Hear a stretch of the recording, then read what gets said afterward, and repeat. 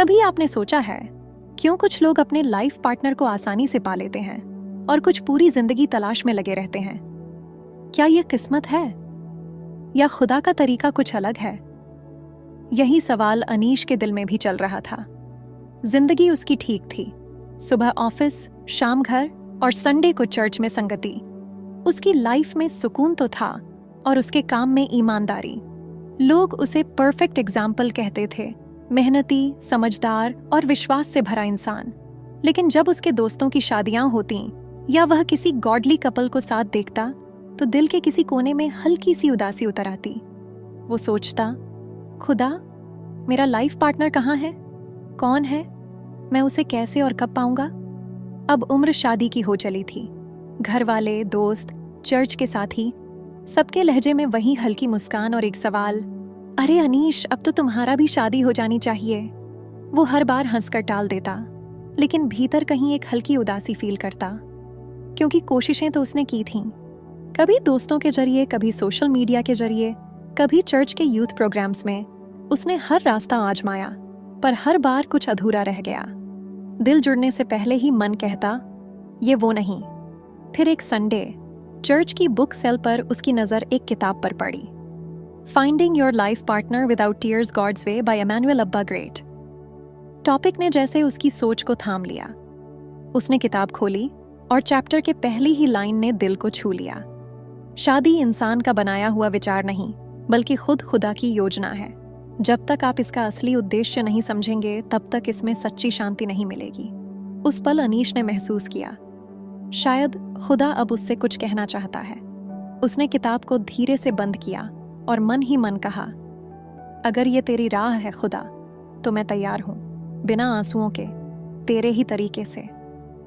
यहीं से शुरू होती है अनीश की नई यात्रा।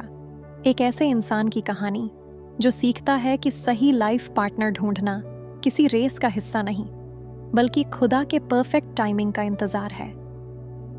जय मसीह की प्यारे विश्वासियों, स्वागत है आपका faith book Hindi summary channel पर, जहां हम लेकर आते हैं क्रिश्चियन किताबों की आत्मिक हिंदी समरी। संडे की सुबह अनीश हमेशा की तरह चर्च में जल्दी पहुंच गया था। उसने साउंड सिस्टम चेक किया, वर्शिप सॉन्ग्स के लिरिक्स स्क्रीन पर लगाए और सर्विस शुरू होने से पहले कुछ देर शांत बैठ गया। उसका मन अब भी उस किताब finding your life partner without tears God's way में पढ़े शब्दों में उलझा हुआ था। उस दिन सर्विस के बाद उसने अपने पास्टर डेविड से बात करने का फैसला किया। पास्टर, अनीश ने कहा, मैं सोच रहा था, क्या शादी सिर्फ 2 लोगों का साथ है या इससे ज्यादा कुछ? पास्टर मुस्कुराए। बहुत अच्छा सवाल है अनीश। शादी कंपेनियनशिप जरूर है, लेकिन उसका असली पर्पस इससे कहीं गहरा है। खुदा ने आदम को अकेला देखा और कहा, अच्छा नहीं कि आदमी अकेला रहे, इसलिए हव्वा को बनाया। मतलब शादी खुदा की एक योजना थी ताकि 2 लोग मिलकर उसकी इच्छा को पूरा करें। अनीश ध्यान से सुनता रहा। पास्टर आगे बोले, कई लोग सोचते हैं शादी बस प्यार या सिर्फ एक दूसरे की जरूरतें हैं, लेकिन ऑथर इमैनुअल अब्बा ग्रेट बताते हैं कि शादी गॉड्स असाइनमेंट है। 2 लोग जो खुदा की योजना को साथ निभाने के लिए चुने गए हों। अगर उद्देश्य गलत होगा तो रिश्ता बोझ बन जाएगा, लेकिन अगर उद्देश्य खुदा का होगा तो वही रिश्ता बरकत बनेगा। उस बातचीत ने अनीश के सोचने का तरीका बदल दिया। घर लौटते हुए उसने महसूस किया कि वो अब तक बस साथी ढूंढ रहा था, लेकिन खुद से कभी ये नहीं पूछा था, मैं शादी क्यों करना चाहता हूँ। शाम को उसने अपने कमरे में बैठकर उसने finding your life partner without tears God's way book खोली।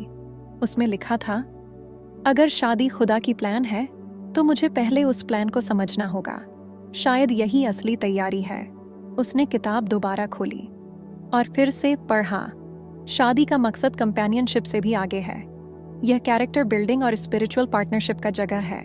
जब 2 लोग खुदा के मकसद को साथ लेकर चलते हैं, तभी वो शादी खूबसूरत बनती है।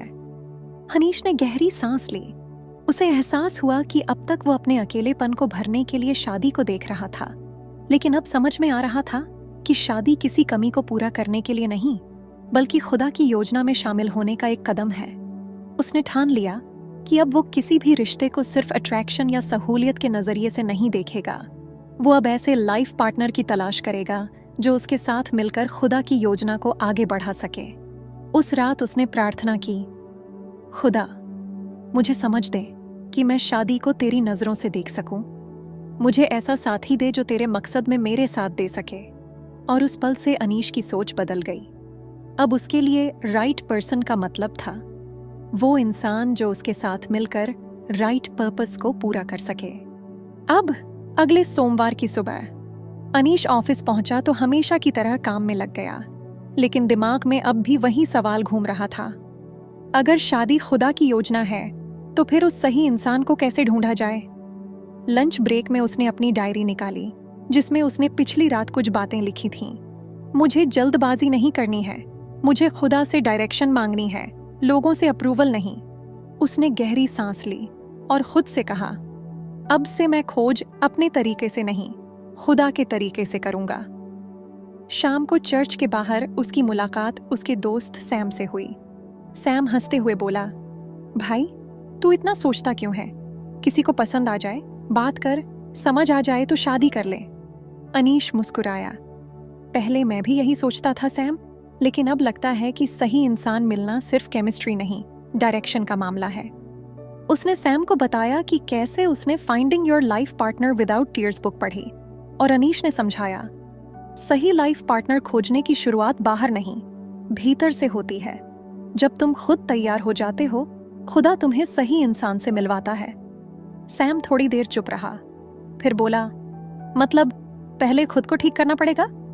अनीश ने सिर हिलाया, हाँ, खुदा का तरीका यही है। वो किसी परफेक्ट इंसान को नहीं भेजता, वो हमें परफेक्ट होने के लिए तैयार करता है। अगले कुछ हफ्तों तक अनीश ने खुद को तैयार करने पर ध्यान दिया। वो रोज दुआ करता, अपनी आदतों को सुधारता और यह सोचने लगा कि वो एक रिश्ते में क्या देने वाला है, न कि सिर्फ क्या पाने वाला है।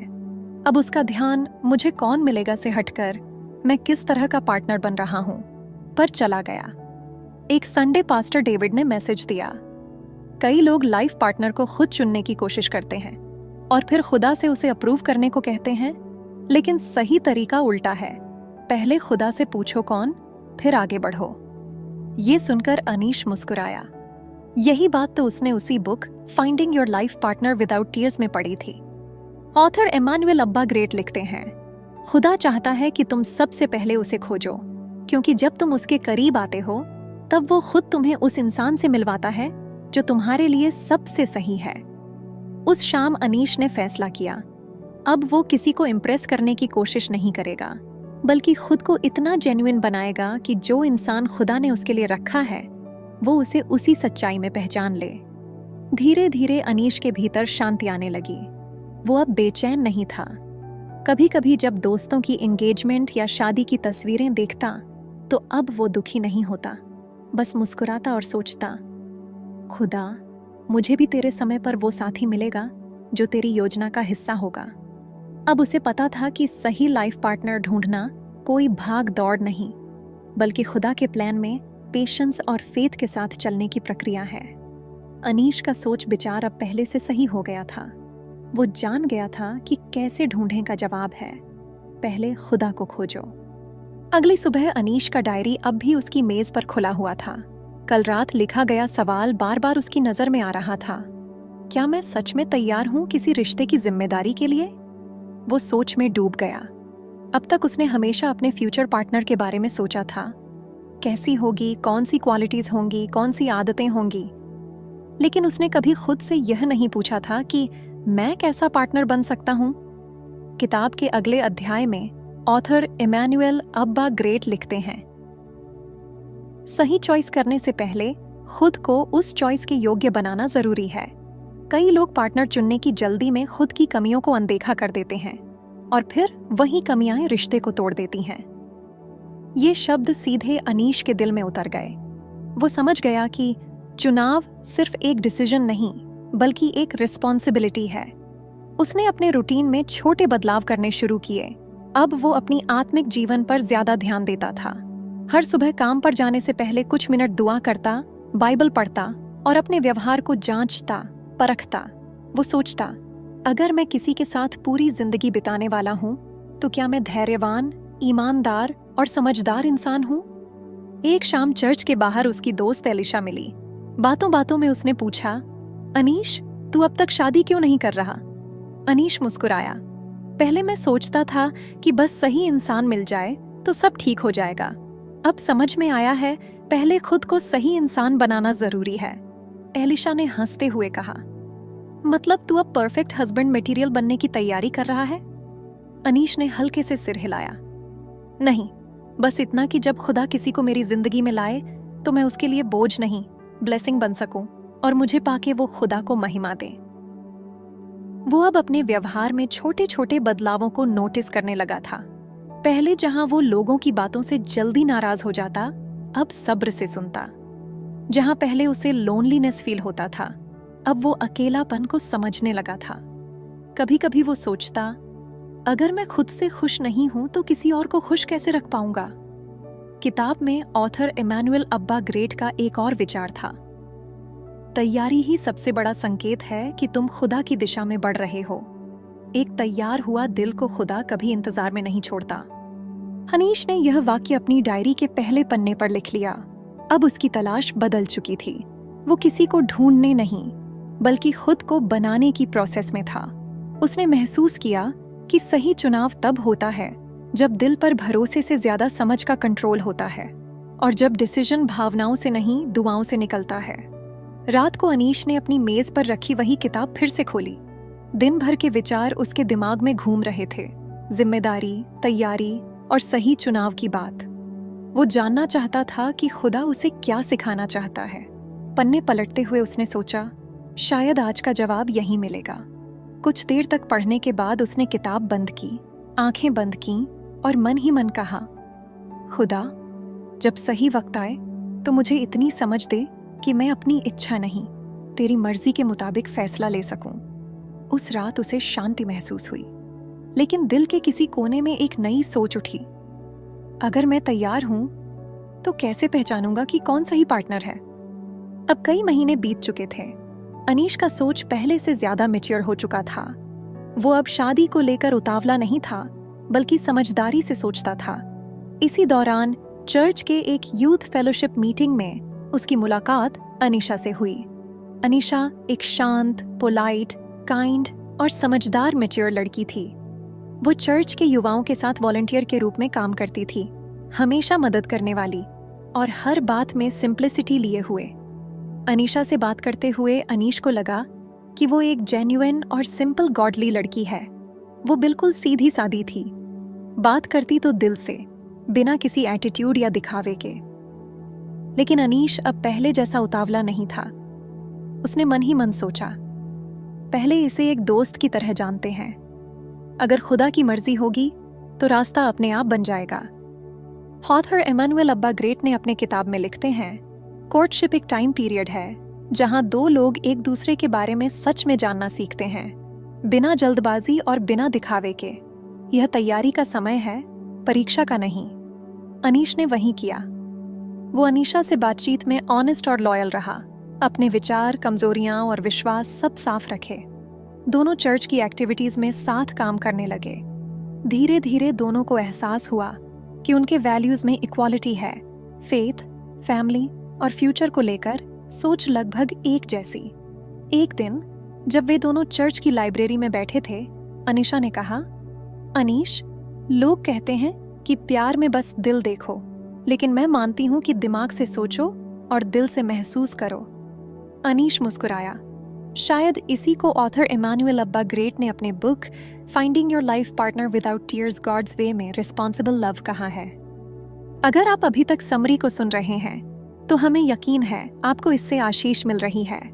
अगर आप इस चैनल को सपोर्ट करना चाहते हैं तो प्लीज अपने दुआओं में याद कीजिएगा और एक लाइक, शेयर, सब्सक्राइब और कमेंट जरूर कर दीजिए ताकि इस चैनल का और भी ग्रोथ हो सके। आपके लाइक, शेयर, सब्सक्राइब और कमेंट से सच में हमारे इस छोटे से मिनिस्ट्री में बहुत हेल्प मिलेगी और हमें और भी बुक्स की समरी बनाने में मोटिवेट करेगी। Thank you. अब आगे की समरी को कंटिन्यू करते हैं। उनके बीच एक हेल्थी अंडरस्टैंडिंग थी। वो अपने रिश्ते को बहुत मैच्योरिटी और गॉड फियर के साथ आगे बढ़ा रहे थे। कभी हद से ज्यादा या देर रात तक बातें नहीं करते थे और हर चीज में बैलेंस बनाए रखते। हमेशा एक दूसरे की स्पिरिचुअल लाइफ के लिए इनकरेजमेंट देते। अनीश को लगने लगा कि कोर्टशिप कोई इमोशनल खेल नहीं बल्कि स्पिरिचुअल ट्रेनिंग है। इस किताब के एक हिस्से में यह भी लिखा था, कोर्टशिप दो लोगों को ये सिखाता है कि खुदा को परफेक्ट दिखने वाले पार्टनर नहीं बल्कि सच्चे और ईमानदार लोग चाहिए जो अपने रिश्ते में आगे बढ़ने और सीखने को तैयार हों। यह बात अनीश के लिए गाइडेंस की तरह बन गई। वो और अनीशा जब भी किसी ओपिनियन पर बात करते तो आर्ग्यूमेंट की बजाय क्लैरिटी ढूंढते। वो समझ गया कि सच्चे रिश्ते में जीतने की नहीं, समझने की कोशिश होनी चाहिए। धीरे धीरे अनीश को महसूस होने लगा कि खुदा इस रिश्ते में अपना हाथ रखे हुए है। कोई जल्दी नहीं, कोई कंफ्यूजन नहीं, बस एक स्थिर शांति। रात को उसने अपनी डायरी में लिखा, कोर्टशिप वो समय है जब खुदा दो लोगों को सिखाता है कि प्यार में रिस्पेक्ट कैसे जोड़ा जाता है। अगर वो रिश्ता खुदा का है तो उसमें जल्दबाजी नहीं, स्थिरता होगी। उसने डायरी बंद किया और गहरी सांस ली। दिल में शांति थी, पर मन में एक सवाल अब भी था, क्या ये वही रिश्ता है जो हमेशा के लिए बना है? क्या यही वो लड़की है जिसे खुदा ने मेरे लिए चुना है? समय बीतता गया, पर अनीश के भीतर अब बेचैनी नहीं थी। वो जान चुका था कि खुदा का समय कभी जल्दी नहीं होता, पर हमेशा सही होता है। वो अनीशा के साथ अपनी दोस्ती को धीरे धीरे समझने की प्रोसेस में था। अब तक दोनों के बीच म्यूचुअल ट्रस्ट और फेथ की एक मजबूत नींव बन चुकी थी। एक दिन पास्टर डेविड ने चर्च में मैसेज दिया, जब रिश्ता खुदा से जुड़ा होता है तो वो शांति लाता है, डर नहीं।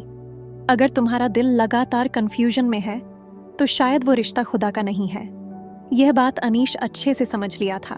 वो जानता था कि जब भी अनीशा के साथ होता उसके भीतर एक अलग सी शांति होती। कोई दिखावा नहीं, कोई जबरदस्ती नहीं, बस सिंप्लिसिटी। कुछ हफ्तों बाद अनीश ने तय किया कि अब समय आ गया है खुलकर बात करने का, यह जानने के लिए कि क्या दोनों की सोच और मंजिल एक ही है। वो अनीशा के साथ चर्च के शांत गार्डन में बैठा, जहां शाम की हल्की हवा फूलों की खुशबू के साथ बह रही थी। उसने उसकी ओर देखा और नरम आवाज में कहा, अनीशा, मैंने कई महीनों से प्रार्थना की है। मैं किसी भावना, समाज या रिश्तेदारों के दबाव से नहीं, बल्कि खुदा की इच्छा से आगे बढ़ना चाहता हूँ। मुझे लगता है हमारा रिश्ता उसी दिशा में बढ़ रहा है, पर मैं चाहता हूँ कि आप भी खुदा से इसकी कॉन्फर्मेशन लो। अनीशा ने उसकी आंखों में देखा और हल्की मुस्कान के साथ कहा, मैं भी यही प्रार्थना कर रही थी अनीश, और हाँ, मेरे मन में भी वही शांति है जो आप कह रहे हो। उस पल अनीश ने महसूस किया जैसे वक्त थम गया हो। अनीशा की आंखों में उसे कोई जवाब नहीं, बल्कि एक सुकून दिखा। ऐसा सुकून जो शब्दों से नहीं, दिल से महसूस होता हो। कोई दिखावटी एहसास नहीं, कोई शोर नहीं, बस एक शांत मुस्कान और भीतर गूंजता भरोसा कि खुदा ने मेरी दुआ सच में सुन ली है। यहाँ ऑथर इमैनुअल अब्बा ग्रेट अपने किताब में लिखते हैं, जब खुदा दो दिलों को जोड़ता है तो वहां सवाल नहीं रहते, बस एक क्लियर फेथ होता है कि ये उसी की मर्जी है। अनीश ने महसूस किया कि यही वह शांति थी जिसके बारे में किताब में लिखा था। उसे अब पता था कि उसका इंतजार बेकार नहीं गया। कुछ महीने बाद दोनों के परिवार एक दूसरे से मिले और चर्च की मौजूदगी में उनकी एंगेजमेंट हुई। वो दिन अनीश की जिंदगी का सबसे खूबसूरत दिन था, जहां खुशी का माहौल था और सबसे बढ़कर वो एहसास कि खुदा ने अपने समय पर सब कुछ सुंदर बना दिया। उस रात उसने अपनी डायरी में लास्ट बार उस किताब का जिक्र किया, finding your life partner without tears, God's way. उसने लिखा, मैंने अपनी तरफ से बहुत कोशिशें की, पर जब सब कुछ खुदा पर छोड़ दिया तब जिंदगी अपने आप सही रास्ते पर चलने लगी। इस सफर ने मुझे सिखाया कि सही इंसान को ढूंढना मुश्किल नहीं, बस पहले खुद को खुदा के हवाले करना जरूरी है। अनीश अब जान चुका था कि लाइफ पार्टनर को खोजना एक फिजिकल एक्ट नहीं, बल्कि एक स्पिरिचुअल रेवलेशन है, जहां खुदा कहता है, यही है वो जो मैंने तुम्हारे लिए चुना है। उसकी कहानी वहीं नहीं खत्म हुई, बल्कि वहीं से उसके जीवन का नया चैप्टर शुरू हुआ, जहां दो लोग मिलकर खुदा की योजना को पूरा करने की राह पर चल पड़े। लेकिन उस रात जब सब सो गए थे, अनीश खिड़की के पास बैठा आसमान की ओर देख रहा था। उसने धीरे से कहा, धन्यवाद खुदा, तूने न सिर्फ मेरी दुआ सुनी, बल्कि मुझे सिखाया कि इंतजार में भी आशीष छिपा होता है। और उसके दिल में एक गहरी शांति उतर आई, वो शांति जो सिर्फ खुदा के तरीके से आने वाले प्रेम में होती है। अनीश की कहानी वहीं खत्म नहीं हुई जहां उसकी शादी हुई। असल में वहीं से उसकी सच्ची कहानी शुरू हुई, जहां दो इंसान खुदा की योजना में साथ चलना सीखते हैं। कई सालों बाद जब उसने पीछे मुड़कर देखा तो उसे एहसास हुआ कि इस पूरी प्रोसेस ने उसे भीतर से बदल दिया था। वो पहले जैसा बेसब्र, बेचैन या कंफ्यूजन में रहने वाला इंसान नहीं रहा।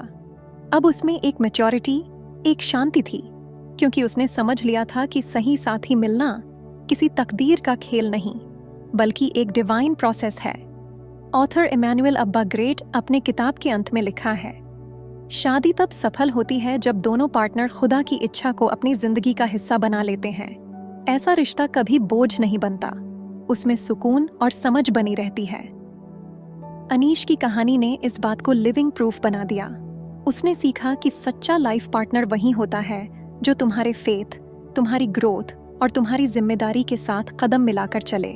और सही जीवन साथी पाने का रहस्य सिर्फ एक ही है, पहले खुदा को खोजो, फिर बाकी उसके प्लान के मुताबिक अपने आप सब मिलता जाएगा। जैसा कि बाइबल में लिखा है मत्ती 6:33 में, इसलिए पहले तुम परमेश्वर के राज्य और उसके धार्मिकता की खोज करो तो ये सब वस्तुएं भी तुम्हें मिल जाएंगी। अब अनीश की जिंदगी शांत, सही और कंप्लीट थी। ना कोई बड़ी ख्वाहिश, ना कोई कमी, बस दिल में ये सुकून था कि उसने खुदा पर भरोसा रखा और उसे वही मिला जो उसके लिए सबसे अच्छा था। संडे की सुबह चर्च लोगों से भरा था। वर्शिप की आवाजें हॉल में गूंज रही थीं। लोग हालेलुया, हालेलुया कहते हुए खुदा की आराधना में डूबे थे। अनीश और अनिशा एक साथ बैठे थे। वो वर्शिप सॉन्ग्स में शामिल होती, कभी आंखें बंद करके सॉफ्टली गुनगुनाती, और अनीश बस देखता कि कैसे उसकी फेथ हर गीत में झलकती है।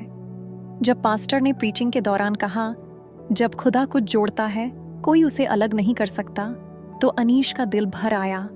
उसने मन ही मन कहा, सच में खुदा ने मुझे मेरे जीवन साथी से अपने ही वक्त में मिलाया। उसके डायरी के आखिरी पन्ने पर बस एक वाक्य लिखा था, जब मैंने खुदा का रास्ता चुना तब मेरी तलाश खत्म नहीं हुआ, बल्कि वो पूरा हुआ। और यही इस book finding your life partner without tears, God's way by Emmanuel Abba Great का संदेश था। शादी आंसुओं से नहीं, खुदा के नॉलेज और डायरेक्शन से फलता फूलता है। अनीश की कहानी हर उस इंसान की कहानी है जो सच्चे लाइफ पार्टनर की तलाश में है। अगर दिल थक गया है तो रुकिए, खुदा के समय पर भरोसा रखिए, क्योंकि जब वो देता है तो न दर्द रहता है, न डर, बस शांति। खुदा का तरीका हमेशा सही होता है, भले ही वो धीमा लगे, पर जब पूरा होता है तो जीवन सुंदर बन जाता है। यही इस किताब का सार है और यही अनीश की यात्रा का अंत। एक ऐसे इंसान की कहानी जिसने प्यार को नहीं बल्कि खुदा के समय को अपनाना सीखा और पाया वो लाइफ पार्टनर जो उसके लिए बना था और जिसके साथ उसने खुदा की राह पर चलना सीखा। आज की बुक समरी यहीं समाप्त होती है। अगर आज की बुक समरी सुनकर आप आशीषित हुए हैं तो वीडियो को लाइक करें, कमेंट में लिखिए, मैं अब जल्दबाजी नहीं करूंगा, मैं खुदा के समय पर भरोसा रखूंगा, या फिर वो गवाही जो आज आपने इस वीडियो से पाई है। आपका हर कमेंट और गवाही हमारे लिए सिर्फ शब्द नहीं बल्कि खुदा से मिली एक खास ब्लेसिंग है। जब आप अपनी गवाही लिखते हैं तो न सिर्फ हमें इंकरेजमेंट मिलता है बल्कि किसी और की आत्मा को भी मजबूत करती है, क्योंकि गवाही किसी और के लिए दवाई का कारण बनती है। इसलिए इस चैनल को सब्सक्राइब करना और आज की बुक समरी को शेयर करना मत भूलिए। क्या पता आपके एक शेयर से कोई आत्मा में थका हुआ व्यक्ति फिर से उठ खड़ा हो और अंधकार की शक्ति से निकलकर खुदा के रोशनी की ओर लौट आए और इसका प्रतिफल आपको खुदा स्वर्ग में दे। और अगर आप इस किताब को गहराई से पढ़ना चाहते हैं तो इसका लिंक डिस्क्रिप्शन बॉक्स में दिया गया है। धन्यवाद प्यारे विश्वासियों, प्रभु यीशु मसीह आपको आशीष दें। मिलते हैं अगले वीडियो में एक नई किताब के साथ यहीं faith book Hindi summary channel पर। जय मसीह की। अगर इस समरी से आपको कुछ सीखने समझने को मिला है तो यहीं मत रुकिए, बाईं ओर दिए गए वीडियो को देखें जहां और भी गहरी बातें आपका इंतजार कर रही हैं। दाईं ओर की प्लेलिस्ट जरूर देखें, क्योंकि उसमें वो सीख है जो आपके जीवन को नई दिशा दे सकती है।